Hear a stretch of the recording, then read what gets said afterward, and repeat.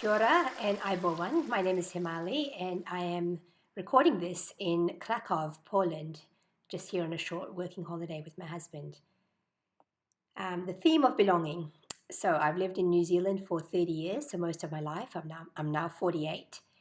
But I still inhabit this liminal space of belonging where I feel neither fully a New Zealander nor fully a Sri Lankan. Partly because people keep asking me where I'm from and whether I've been home recently.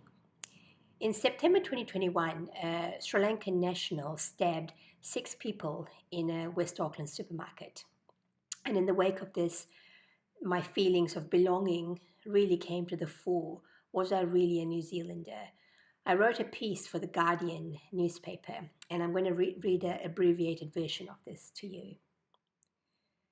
Reports to the terrorist was a brown man, a Sri Lankan national twisted by Islamic State ideology, ignited a maelstrom of emotion within me.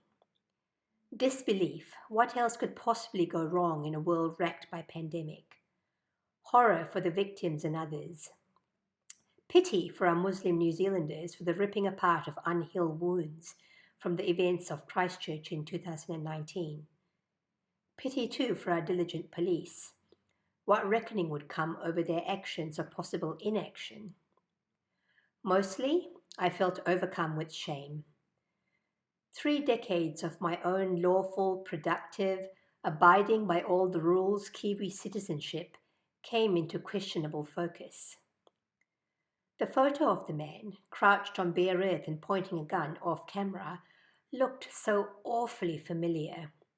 The honey brown flesh of his arms, the cut of his chin. They reminded me of uncles and brothers and cousins and friends. My own face is so very Sri Lankan in its attributes, and I suddenly felt naked and responsible. Strangers might recognize my ethnicity, and perhaps a rogue element might hold me accountable for the actions of someone I did not know but with whom I had some genetic commonalities. I have long felt uncomfortable with being Sri Lankan.